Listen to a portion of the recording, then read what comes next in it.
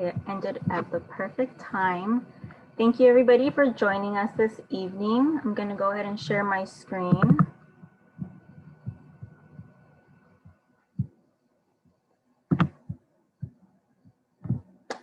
Welcome to the Lead Scholars informational session this evening.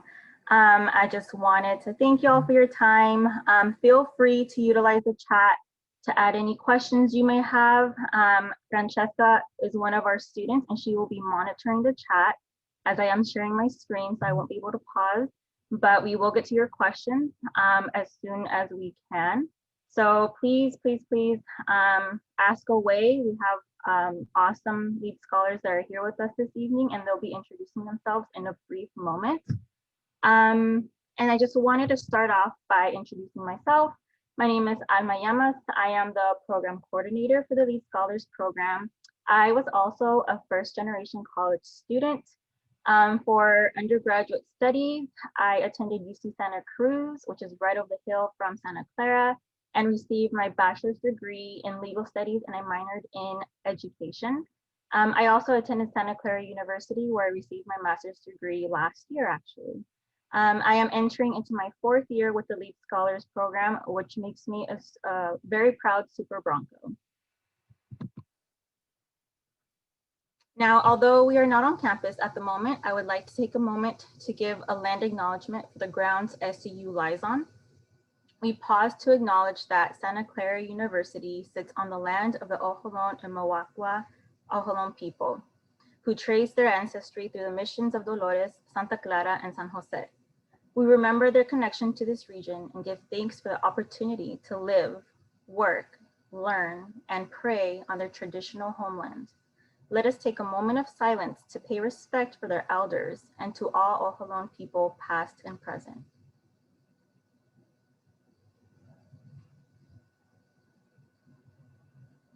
Thank you. I would like to take this opportunity to introduce you to the members that make up our lead staff. Erin Camaro Walsh is our director. Andrea Jackson is our assistant director, and Claire Shaw is our administrative associate.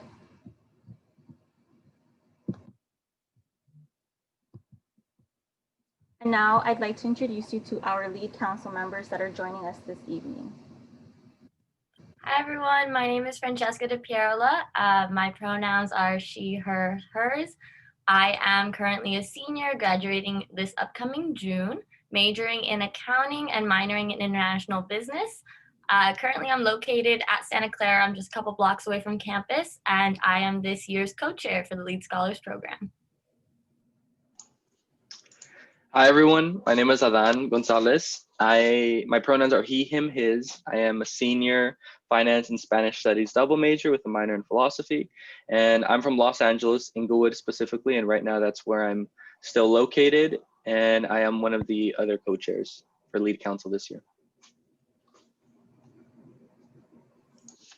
Hi everyone, my name is Celeste Munoz. My pronouns are she, her, hers. I am currently a 3rd year junior, political science and ethnic studies double major. I'm in my hometown of Fort Bragg, California, so it's just like a little Northern California town. And I am this year's co-outreach coordinator.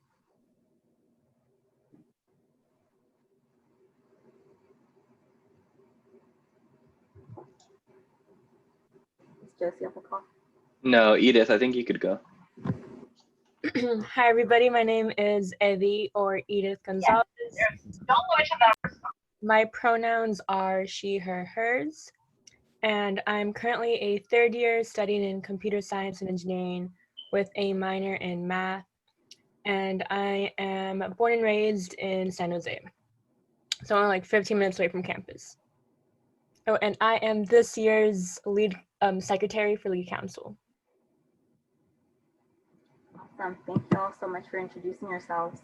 Gonna get straight to it so we can have some time for Q&A. The Lead Scholars program was established in 2003-2004. The Lead Scholars program is for 1st generation college students who have not graduated, whose parents have not graduated from a 4-year college or university. It fosters a college success for 1st generation college students at Santa Clara University. It challenges participants academically while exposing them to the university culture and community. We serve approximately 400 students annually, and we just welcomed approximately 90 students this past lead week. So congratulations to that incoming cohort.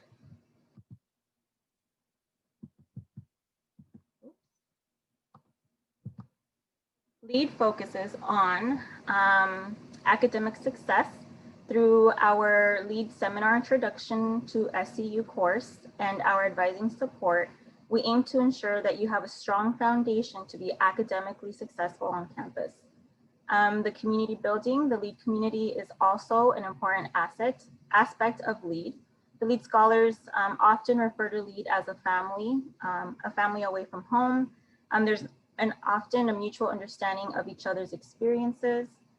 LEAD scholars are incredibly supportive of each other through friendship, mentoring, sharing resources, etc. Here on the left, we do have photos of our Loteria game night, which is Mexican bingo during SU's family weekend. On the bottom right, we have an alumni panel. So alumni are always coming back and helping to support our current students. And then the top right photo is one of the seminar classes that we offer. Additional resources that we help or provide are campus and community engagement. Through LEAD seminar and regular emails and social media, you will learn about SCU and the LEAD leadership opportunities, as well as ways to get involved off campus. For example, that bottom left photo at LinkedIn, some of our alumni hosted our current students and gave a tour at the LinkedIn headquarters. We also have fellowship funding that can provide you with stipends for any unpaid internships, study abroad opportunities, and other high impact learning experiences. Each year, we also host a LEAD Immersion, bottom right photo there on the screen, a 1-week trip, either domestically or internationally, to learn about social justice issues in another country and or community. On the right, which is the photo on the right, where we travel to the Dominican Republic. We've also had groups travel to Costa Rica, New Orleans, and also in the Bay Area like Oakland, or in Southern California and Los Angeles. LEAD also wants to ensure that all of our students are prepared for life after graduation. We offer a good handful of vocational exploration courses to help students explore the various career fields and develop the skills to get jobs in such areas as business, healthcare, nonprofit, and law. So a good example of this is the middle photo is a student who received a LEAD fellowship stipend to do summer research in a lab on campus. Some of the LEAD commitments entail the following. Being part of the LEAD Scholars Program is voluntary, but there are some requirements if you do choose to participate. We ask that you participate in LEAD Week. Typically, it's 1 week before school actually starts, so it introduces you to the Santa Clara University campus. It gives you an experience of already moving in without the whole rush of everybody else moving in. And I know some of our LEAD council members can elaborate on that as well if you do have questions in regards to LEAD Week. Some of the commitments that we do have is you take a LEAD seminar 1 and 2 during your fall and winter quarter. We are in the quarter system. I know there's systems for some universities and colleges, but Santa Clara University is on a quarter system. Other commitments are the English 1A and 2A, which you will also take fall and winter quarters. That's if the requirement is not yet fulfilled. I know some of our LEAD council members have or are current mentors, so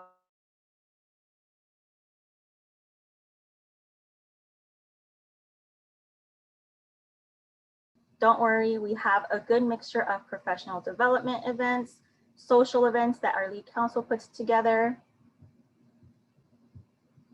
Can you hear me? Okay, it said I was unstable. Yeah, so social events that LEAD council puts together. Yeah, just a good variety that LEAD the Lead Scholars Program puts for our Lead Scholars.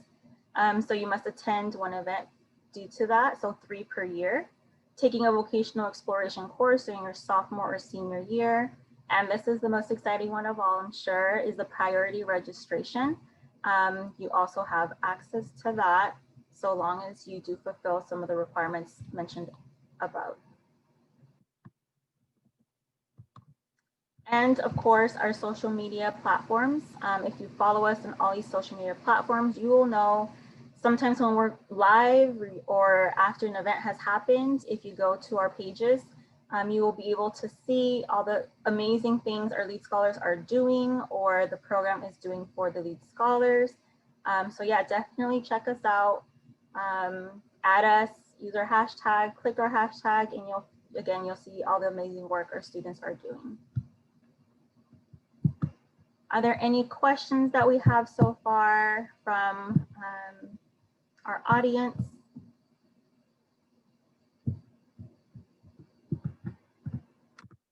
Don't be shy, you can unmute yourself. If you do, please introduce yourself. We are excited that you're here this evening.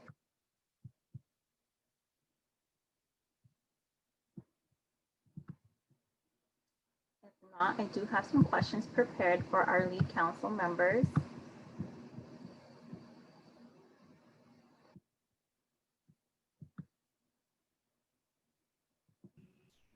Hi, I'm Crystal.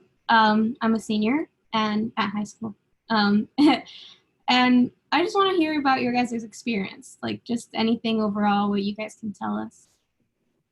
Great, you took one of my questions. Perfect. If we can hear from all the lead council members, that'd be great. Yeah, I can go ahead and get us started. So for me, my experience with Lead started my first year with Lead Week. I was actually able to participate in Lead Week. So like Alma mentioned, I arrived a week early to campus. It was nice to move in early before like the whole school moves in and there's all that chaos of welcome weekend. So that was a benefit I wasn't really aware of until after when I saw welcome weekend and just how much of a huge event that is. But so Lead Week, what that really was really getting to know people, meeting people, having a lot of like cool, fun events, playing games. You're situated in a mentorship group, which is usually around like 7 people. And you have a mentor that is a lead scholar who's at least a sophomore or junior. And that was really great for me because it helped me build connections, not only with that specific mentor, but also all the other mentees in my group, right? So I got a nice little group of friends going. It felt more comfortable transitioning into the year and getting some of those unknowns out the way, even just like little dumb things, what the school Wi-Fi password was, how to print stuff. Yeah, and then I guess one other part for Lead Week specifically that I'll touch on that I really enjoyed was the fact that we started one of our classes. So we started our English 1A class, and with the actual professor that we were going to have throughout the quarter. So that was just something I really enjoyed because it was a way to more smoothly transition into college rather than just, all right, first day of classes, 4 classes, let's just know, to me, that would have just been really overwhelming, but to start slowly with one class, get to know people throughout that as well. Yeah, so that's just my experience with Lead Week. I don't know if anyone else wants to touch on anything else. I can talk about the Lead Scholars Program more in general after the first incoming Lead Week. Something that has really made my college experience great is the different events that the Lead Scholars Program holds throughout the year.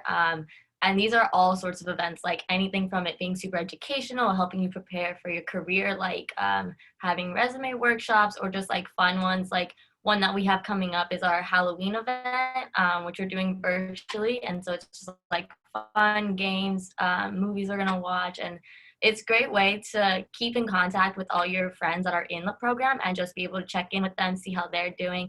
I think something that was also super beneficial, at least for me, in my perspective, was being able to meet a bunch of scholars that are also in my same major. And because sometimes you walk into class, especially in college, there's so many students, you don't necessarily know anyone else in your class, which means then you may not have study buddies or people to do projects with. But luckily, the lead scholars, since you meet everyone so early on, you're more than likely going to at least have one or two within the quarter, the classes you take during the quarter. And so that's been super great. Like, for example, right now, one of my classes has like 5 lead scholars. So we all just get together and study via Zoom and just try and figure everything out together, which is nice. Yeah, I just want to add on that too. Lead Scholars has really provided me a family and a support system. So most of my closest friends are actually in Lead. Met them during Lead Week, either during my freshman year or during my second year where I was a mentor, and I got to really connect more with other upperclassmen as well. So there's that aspect. And then, like Fran said, I'm in the School of Engineering. I am a woman, I'm a Latina, so, that's just like a double minority right there. And I think Lead has really helped kind of feel at home in such like a small space for me. So like Fran said, I have all my classes always have at least one other lead scholar. So, I walk in, I'm like, oh, hey, like, all right, I feel better, I have someone there who has come from like a similar background as me. So that's helped a lot. And even just getting support from other lead scholars who are older than me, who are either also in my same major or just in engineering in general. They've helped me a lot kind of choose what classes to take, don't take this professor, and just kind of just reinforce me that, you do belong. Yeah, definitely echoing what Edith said. It's like it was my core group from the beginning. Just the friends that I made, like the people in my mentoring group are still my closest friends. So it's just really cool how easy it is to bond in that like lead space and that mentality. I also wanted to say, like, after Lead Week and after all that, Lead is just so cool because like you'll be walking around campus and like you'll see people that like it really makes a difference when you're like, oh, there's whatever their name is, like even if you don't know their name, you recognize their face, and it just makes you feel like, okay, I'm not alone, you have people around you. So yeah, it's just really special. And throughout all your years until your senior year, the Lead community is there for you. So it's awesome.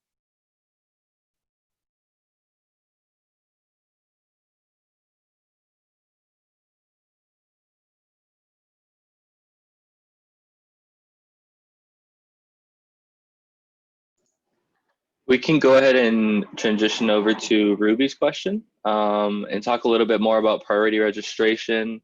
I think it's also be interesting to talk about it from our different majors. So as we mentioned, so both Francesca and I are in the business school. So we could talk about it from our perspective, and then the 2 other council members could talk about it from their perspective. So with the business school, I can 100% say that priority registration has been huge, because getting classes, especially once you get into like the like the in-between classes between like not necessarily introductory but not necessarily upper divs either, is really difficult to get like the ideal time you want, the ideal professor you want, the ideal whatever it may be, right? I have never had that issue because of that priority registration. Like for one example, I'm not a morning person. I just can't wake up early. I have never had a class before 10:30, and I've been able to do that because of priority registration. So yeah, that's just a little bit from our side. Fran, I don't know if you want to add anything. Yeah, I'll touch on that. So I'm an accounting major and I want to get my CPA license, which means I need to graduate with 25 credits. And that just as a student in the business school is super difficult trying to get all your major classes in and extra classes in to do that, because I believe normally people graduate with 186 about. Correct me if I'm wrong, anyone, if you know. And so priority registration has definitely helped me a lot. Right now, I'm actually taking 3 out of 5 classes are my major classes. And I was able to enroll super early on just because of the priority registration given by LEAD. When in contrast, my friends that are also the same major, one of them didn't get any accounting classes this year. And so he has to try and see if he can even graduate on time, and nonetheless with those same amount of units to also take his exam upon graduation. So priority registration is something that's so beneficial for college students, no matter what your university is. It just helps you move along through your major faster. No, for sure. I think for me, I always schedule my classes, and I always choose the best professors. So I have a plan, and I've never had to like, oh no, like this class is filled, like let me get a backup. I've never had that problem before. Especially with the School of Engineering being super impacted, everyone has to take these classes. And again, like you choose the ideal time, ideal professor, and I've never had a problem with not getting my classes. But I know I have friends who literally have like 4 backup plans. The day they have to register, all of them are filled. That's like email the professors, get on the waiting list. So it's super stressful for them. So it's really nice. Like I have a plan and I get my classes. So again, really nice. Yeah, so I'm in the arts and sciences, or College of Arts and Sciences, and political science is one of my majors, and that's like one of the biggest majors in the school. So I've never had any issue.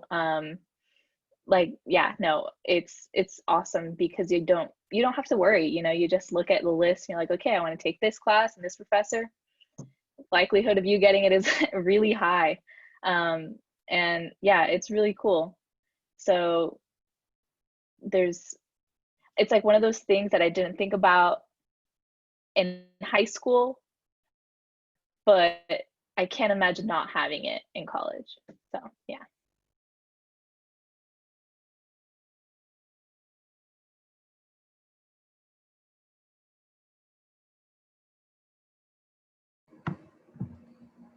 I have a question for our lead counsel. What about Santa Clara University was it that convinced you this is a school I'm not only going to apply to, but I'm going to make it my goal to get accepted to?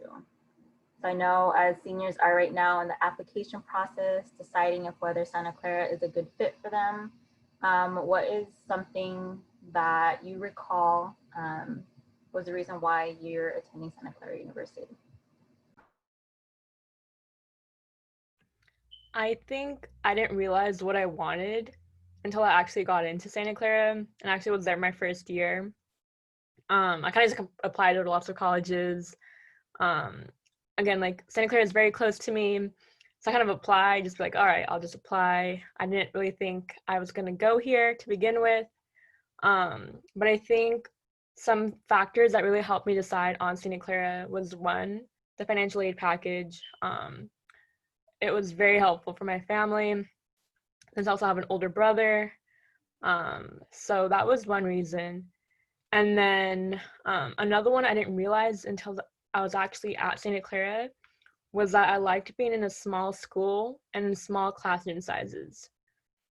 Especially for my major, I want my professors to know me and I want to be able for just build a relationship with them. And, most of my classes are 20 to 30 people.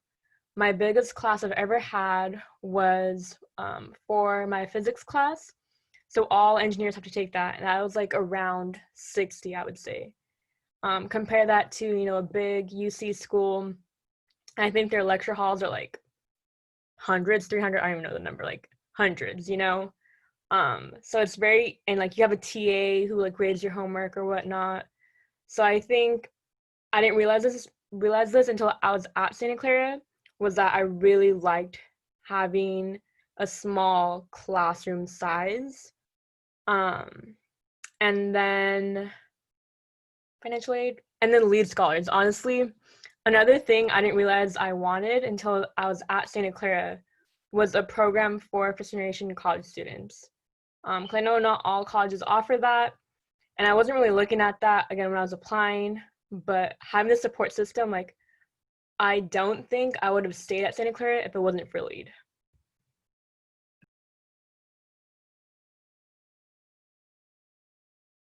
I can go next. It was reasons that we chose Santa Clara, correct? Okay, so also kind of like Edith, I didn't know necessarily that I would want a first gen program to be part of, but like if I were to go back in time and like redo my choice on what university I was gonna go to, I probably would not have changed. I would have still stuck at Santa Clara.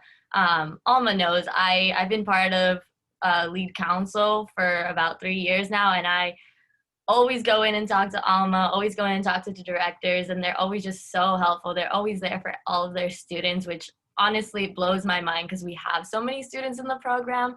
But no matter what's going on, they're always there to listen. If you ever need anything, they're always there to help you out, which is amazing. Another thing that really made me want to decide to come to Santa Clara was that we're located in Silicon Valley, and just as a business major, a bunch of surrounding companies in the neighborhood look for the students that graduated from Santa Clara on their resume, just because they know that, especially the business program, they just are able to work in a group environment after college, and they're going to be successful in their careers. And so we're kind of like a feeder university into a bunch of tech companies around here, which is what I want to do in my life. So it kind of just all worked out. I think I had something else to say. Oh, last thing, look at this campus. Like, why would you not want to spend every single day on such a beautiful campus? Like, every day your walks to class are just so beautiful. You might run into a squirrel. You might run into people that you know. It's just, it makes you so much happier just knowing you're at a place that's just so pretty. Yeah, I mean, I agree with every single thing that they're saying. Besides having a small school, that was huge for me, because I knew I'd want to be able to make those like closer connections with students, with professors, because it really does make all the difference. Like for lead, your lead week like teaches you how to communicate with professors and like go to their office hours and meet with them and talk to them, because just that like little act of connecting with your professor outside of class makes all the difference. And it just makes you feel like the class is for you. And I don't know, it just always makes it so much better. And I feel like that wouldn't be as possible at a big school. And basically, yeah, the location was a big thing for me. When I came and visited, it reminded me of Southern California, but like not that far from home. So it was really cool. The palm trees, the weather is incredible year round. So yeah, it's a beautiful place. Yeah, all my points that I would have said have already been said. So I'm not gonna go ahead and bore you all. But yeah, basically for me, the big thing was the school size, the classroom size. I just couldn't personally see myself really working well and prospering at like a 40,000 student university. I feel like I personally would have just gotten lost. So that was really big for me from SCU. And I see we have a lot of really good questions in the chat. So thank you everyone. We could go ahead and go to Jeanette's question. What are your favorite traditions at Santa Clara? Oh, I could get us started. Celeste, can you like duck out real quick? You see that Bronco in the back? One of our traditions before graduation is to mount the Bronco, which you're not supposed to do. So I'm not recommending you do it. But, you know, yeah, that's like one of my favorite traditions. I just think it's fun. That was such a good one. Oh my God. I personally haven't done it yet, but I think, okay, so this is one of my favorite traditions, even though I haven't necessarily lived it out yet. Honestly, knock on wood, I hope I do. But my favorite tradition at Santa Clara is on graduation day. So that's on a Saturday. They have the whole ceremony, you know, your whole family's there, sitting, watching everyone cross the stage. But afterwards is my favorite part. There's a grad picnic. So it's like the entire field, like the soccer field, is converted into this gigantic party to celebrate all the seniors graduating. There's a buffet style dinner. There's live music, open bar for if you're 21 over, and just live there's dancing, so much fun and games, and everybody's just there having a great time celebrating the past 4 years that students have completed. And it's kind of like the last remark where you're able to just hang out with all your friends one last time for like, what is it called? Like the little last hurrah. And I've worked this the past year, and it was just so much fun being able to work it and like see it happen in person, seeing all your friends graduate. I really hope it happens this year, but due to the pandemic, we shall see.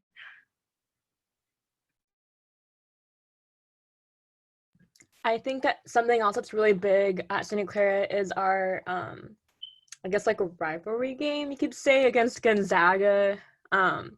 That's always really big.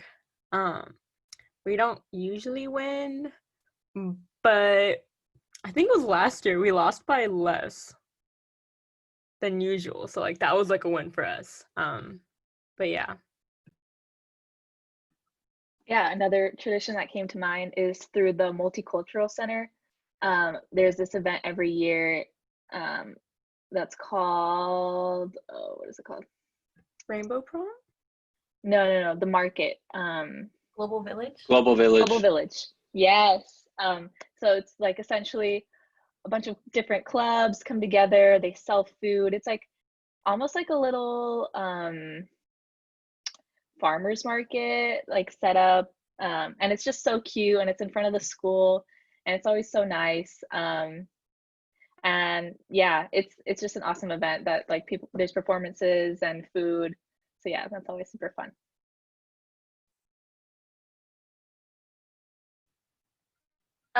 Adon, do you want to go ahead and answer the question from Ruby? How was the transition moving from LA to Santa Clara? Yeah.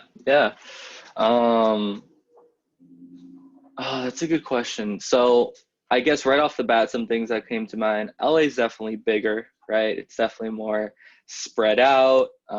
It's just a much bigger city. However, what is similar from LA to Santa Clara is it still is very much that urban environment, right? There's still like, it's still a city life. It just might not be as huge as LA is, but it's still definitely a city life.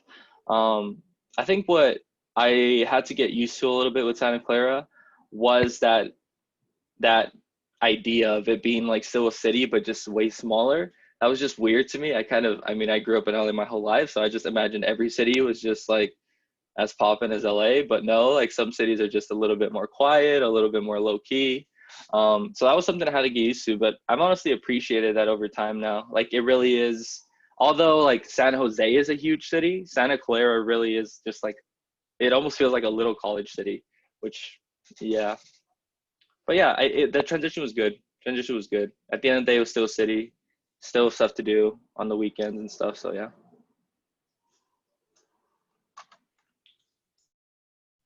Nice. Thank you for that question, Ruby. And we'll move on to the next one, which is what was the most memorable moment being a part of the LEAD program? How has it helped you grow as a person? Celeste, would you like to answer that one? Yeah. Immediately what comes to mind is, again, that like core group that I had, and my mentor. He's legendary. He was so cool, and it was just so like critical to my experience, my first quarter, my second quarter, just being able to talk to him because he was also a political science major. So it was so nice to have like someone to fall back on if I had any questions literally about anything. So yeah, it helped me feel more confident in like my choices and my classes, because I knew I could always like talk to them and ask anyone in my LEAD group too. Nice. That's awesome. Yeah, mentors are definitely great. So we can move on to Giselle's question, which is, what is the process of applying into the LEAD program? Alma, would you like to touch on that? Yeah, so the process is honestly not very long. It's not rigorous at all. It's free to join LEAD. All you have to do is our director, Erin, will send out an email. You read the email, and since you're here already this evening, It's just kind of reiterating what we talked about, but more like bullet points. And she'll link it to a form that you fill out. And all you have to do is literally say that you're interested in joining the program, get your name submitted. We usually send it out to first generation students anyways, because we do partner with admissions and they send us a list of all the students that marked that they're first generation on their application. So you'll hear from us on numerous occasions. And I actually, if we were in person, you'd be able to have one of these, but you would get mailed one of these brochures, and it talks about like what the program is about, a little bit about us, basically what we've talked about through the PowerPoint presentation, through what the lead council members have been sharing, through the questions you've been asking. So super easy, it's free. And as soon as you sign up, you'll be hearing more from us because you'll be on our emailing list. So great question. Yeah, so we can then move on to Nix's next. Is it easy to prosper in the business school even if you don't have your mind made up on what exactly you want to do with business? I'm going to answer this one because I was in your same position. Senior year, I knew I wanted to do business. I was kind of leading towards marketing because I liked being creative, but at the same time, I had absolutely no idea what I wanted to do later in life. So I came in as undeclared business, and luckily your first year, Santa Clara allows you to just take a bunch of different courses. Like you'll start off with your English course, you'll start off with your cultures and ideas, which is kind of just the overall university core. And then you'll just start off checking off a lot of the business school course. So you'll get an introductory course to what business is in general. And so in that main course, you'll be able to learn a little bit more about every major within the business school. So you'll spend a couple weeks on marketing, a couple weeks on accounting, finance, everything that we have to offer. Luckily, you'll just have your freshman year, your first year, full of so many introductory courses where you'll be able to figure out what you do like and what you absolutely don't like to do. Like I thought coming into college, I really liked economics. After taking the first two courses, I realized that was not for me. And so I would definitely say that you're still able to be successful even if you're undeclared, whether that be in the business school undeclared or undeclared in general. Luckily, we have such a flexible schedule to where you can take all the different core classes before really choosing what you want to major in. So I hope that answered your question. And then the next question is, or Don, did you have anything you want to add to that about the business school?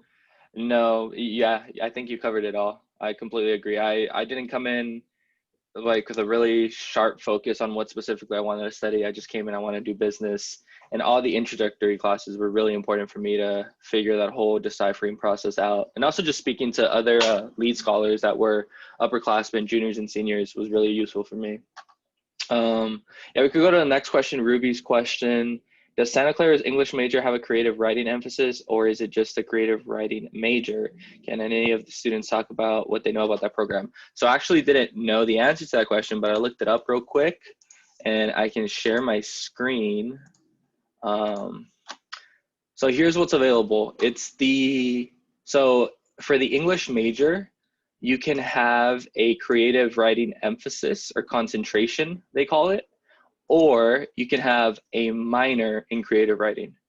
It seems like those are the two options there. So it's either a English major with a concentration in your case, creative writing, or a minor in creative writing. Seems to be the two options. I personally don't know much about the English department. I don't know if anyone else on council or Alma, if anyone else wants to speak on that a little more. I feel like I should because one of my close friends is an English major, but I'm not too sure. But I think that helped a lot that you looked that up, Adon. Thank you. Yeah, same as Fran. Like our best friend is an English major. So literally like ask her the question right now. But yeah, I think Adon handled it really well. There'll be like 2 tracks you can take for English major, either creative writing, as Adon mentioned, or professional writing. And then, yeah, you can pick up that minor as well if you want.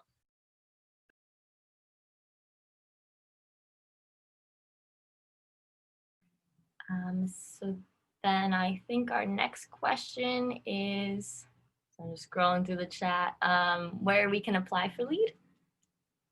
Alma, you want to take that one again?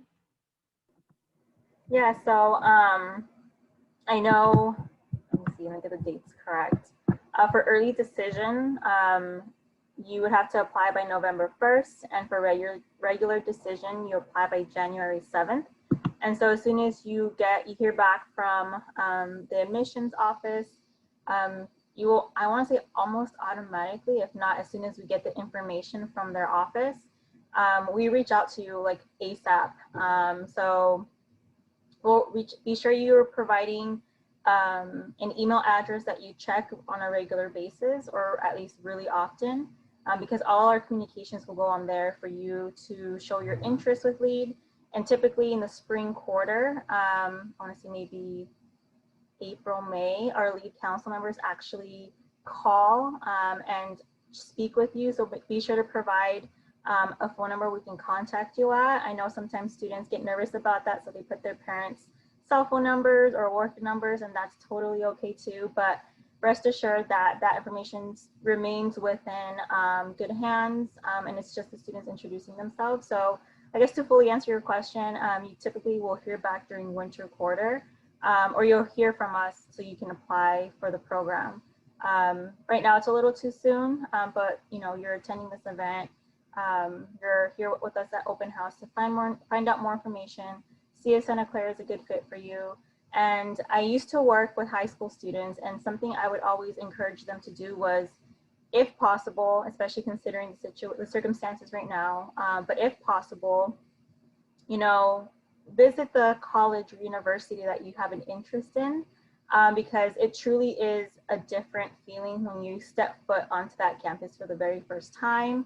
I know some schools are smaller than others. UC Santa Cruz, my undergraduate school that I went to, was humongous, but I honestly loved it, and it was different than the city. It was more like country-like for me. At least something I wasn't used to, but I knew right away that was a school I wanted. That was one of my top schools I wanted to attend. And again, asking the questions that you've been asking is super important to the not only the application process, but to your decision in choosing which university you would like to attend. But yeah, I know I kind of far reached that question a little bit, but yeah, just a little bit of advice. We've been there. Even after tonight's call, I'm sure if you contact us through social media, we can answer your questions. And if the students would like to leave their emails in the chat, I'm sure they'd be more than happy to answer any of your questions, especially as you're going through the application process. And if not, here is I'm gonna drop the link to our website, and this is the direct link for prospective students. So this would be for all of y'all. And you can go straight to our LEAD website. I'll put the link, but you can go to our LEAD website through that link I just sent. But just in case, there's our, oops, there's this. Okay, it's not working now, but there's our LEAD website. And I also wanted to give you I just uploaded this video. It's on our YouTube channel, and you're able to watch a few of our videos. LEAD scholars are in it, so feel free if you're more of a visual person, just to kind of see what the LEAD Scholars Program provides, hopefully in a nutshell. I know we kind of squeezed it into 45 minutes here, but are there any last minute questions y'all have? Adan or Edith, I'm sorry, just put her email address in the chat, so please make note of that.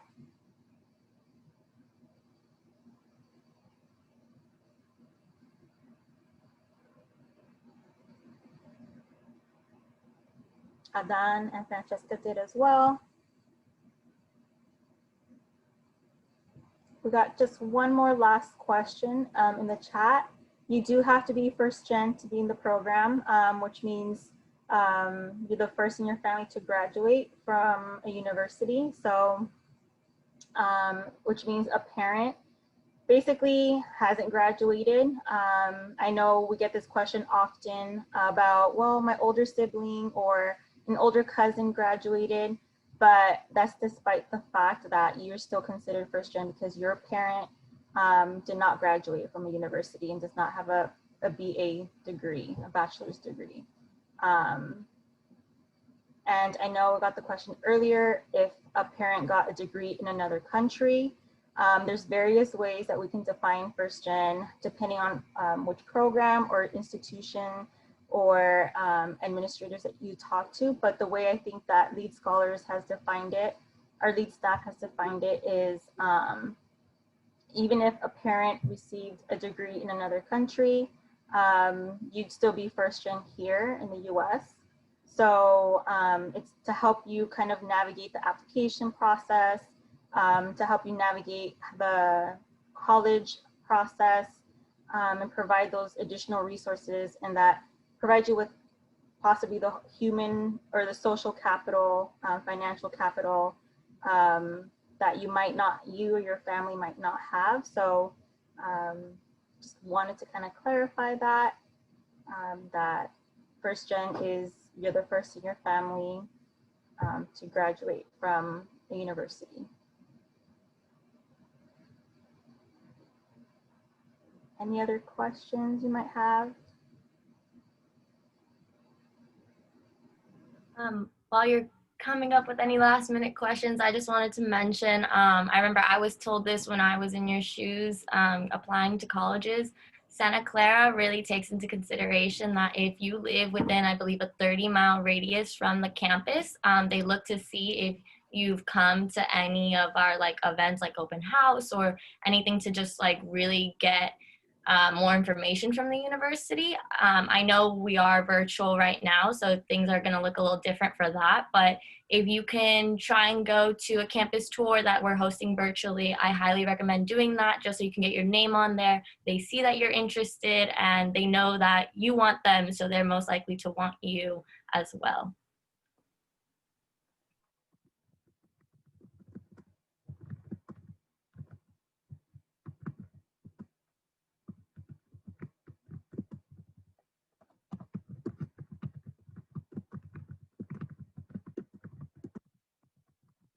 All right, just answering one last question. Well, if that's it, just want to say thank you to our lead council members for joining us this evening. Thank you to all of you for taking some time out of your evenings to join us. And I think Adan said it perfectly. This is a great start for all of you. And thank you for coming, and best wishes on your college journey. Find us on social media, watch our YouTube videos. They're pretty cool. We'll be uploading more since we officially have a YouTube channel. Check out our website, and if you have any more questions, I can also leave my email in the chat. And if for some reason, and there's no such thing as a dumb question, trust us, there's gonna be a lot of questions where it's like, you would think it'd be self-explanatory, but sometimes we need to hear a response or hear it from somebody else. And hopefully the goal is so for you to understand what the program's about, what we represent, how it'd be useful to your undergraduate career or any educational endeavors. And I also just, last piece of advice, whichever college you decide to go to, hopefully Santa Clara, hopefully a future Bronco, but whichever one you decide to go to, check to see if there is a program for first gen students. It goes a long way. I did not have that. And looking back, I wish there was a program that I would have looked into, or that there was a program at the universities I went to. But I'm not just saying this because I work for LEAD, but LEAD is just an amazing program for our students. It's an amazing program in general. We have funding to help fund you for educational experiences, as mentioned in the PowerPoint. So never let money be the reason why you shouldn't pursue your dream school, or you know, it should, or never allow money to halt you in your tracks. There's funding, there's money for y'all. So yeah, thank you again. I feel like we've said goodbye a couple of times already, but have a great evening, and let us know if you have any other questions.